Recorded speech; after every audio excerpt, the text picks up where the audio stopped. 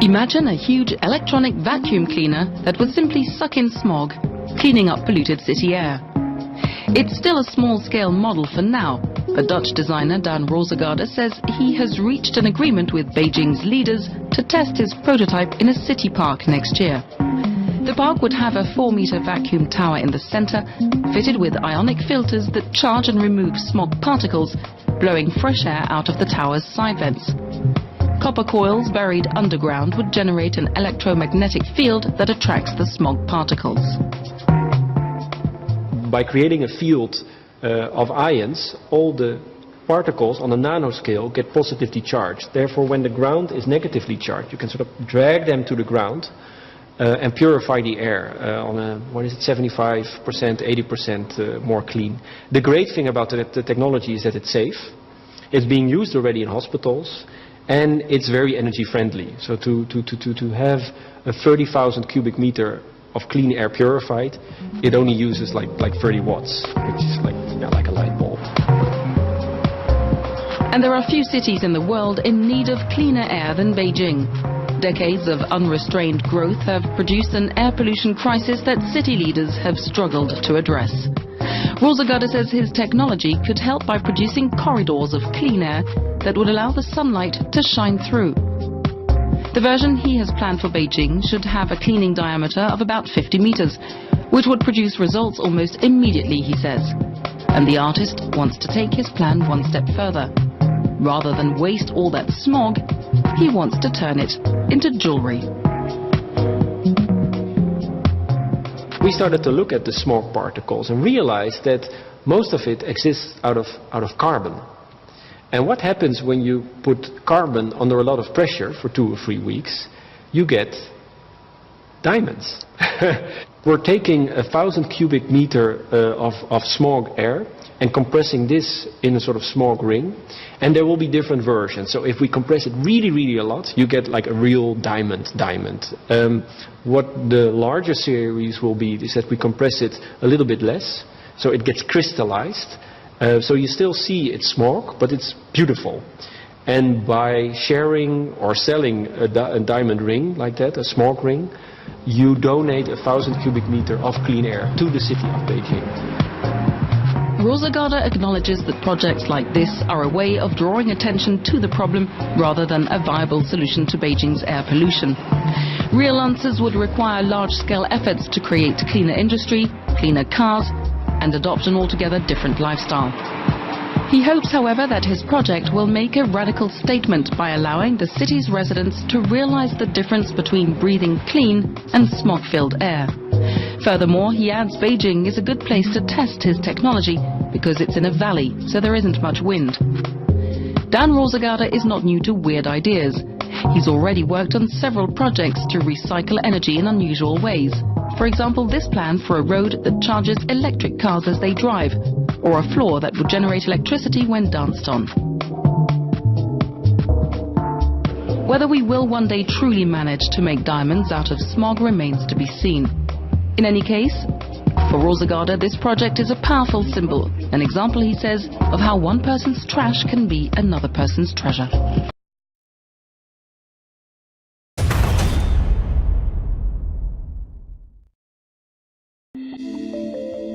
This is a water bottle that fills itself.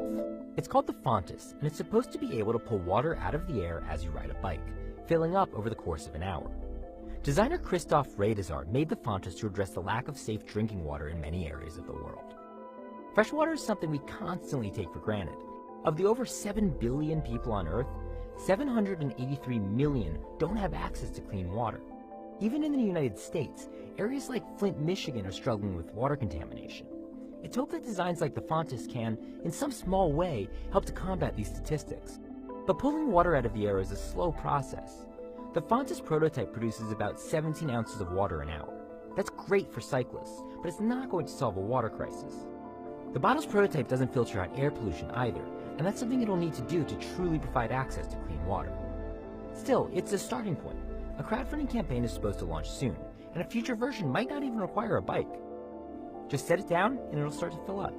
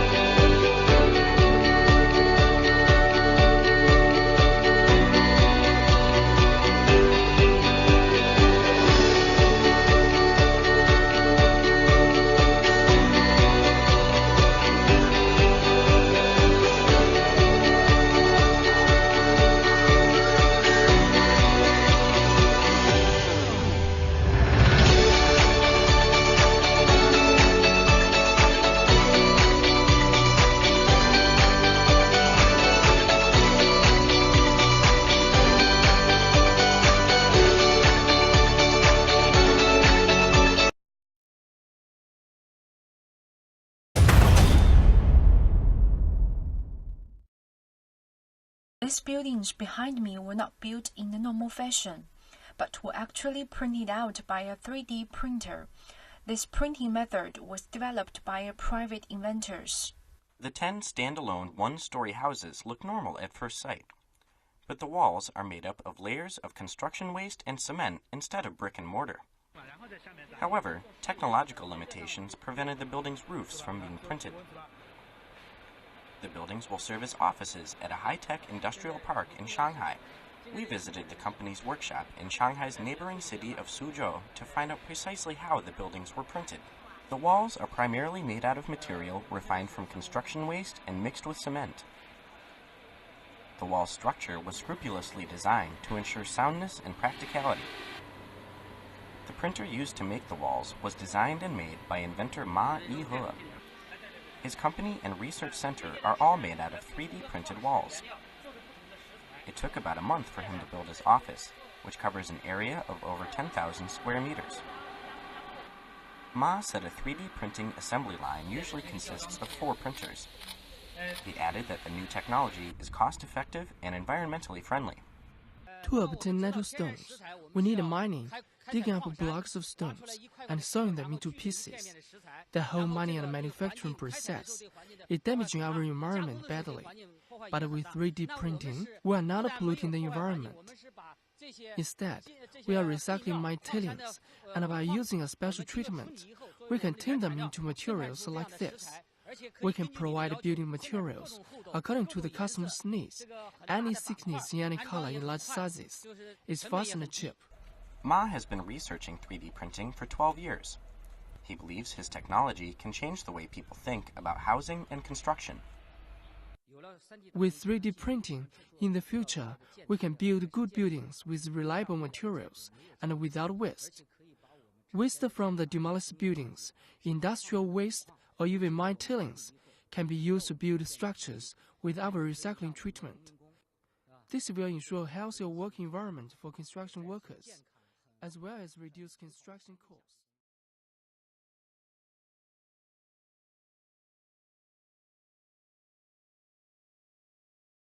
Sci-fi writers think of the future, they tend to think of flying cars and human-like robots that do all of our work for us. And while we're not quite there yet with either of those, we're getting close to a different innovation: self-driving cars. In fact, companies like Google and Tesla are already working on these. It's possible that within the next 10 or 20 years, these cars will become common, and our roads might even become safer. I mean, looking at the numbers, about 1.2 million people die every year from traffic accidents, and around 94% of those accidents are caused by human error. So it's possible that well-made self-driving cars could drastically decrease that number. But also, these cars could make driving possible again for people who couldn't drive otherwise, like the visually impaired or elderly. And on top of all of that, think of how much you can get done during your daily commute. You could watch an entire episode of Game of Thrones, or a bunch of episodes of Life Noggin, clip your toenails while watching Life Noggin, or, you could just sleep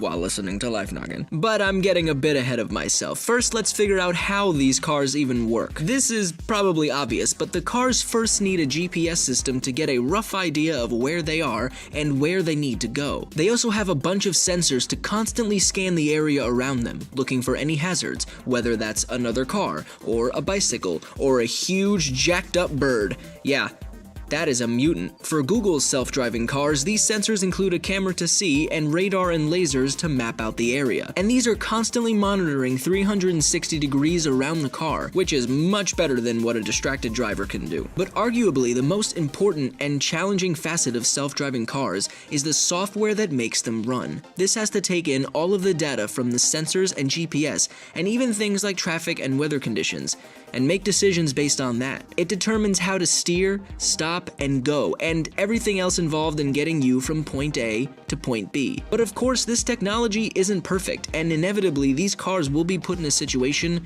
where a crash is unavoidable. And in some cases, the car will have to choose between two evils, like crashing into pedestrians or putting the car's passenger at risk. In that case, what should it do? In a study, researchers found that most people would rather the car sacrifice the passengers for the common good. That said, these same people would rather ride in a car that protected its passengers instead. So there's a bit of an issue here, because what these people want self-driving cars to be like isn't what they would want themselves.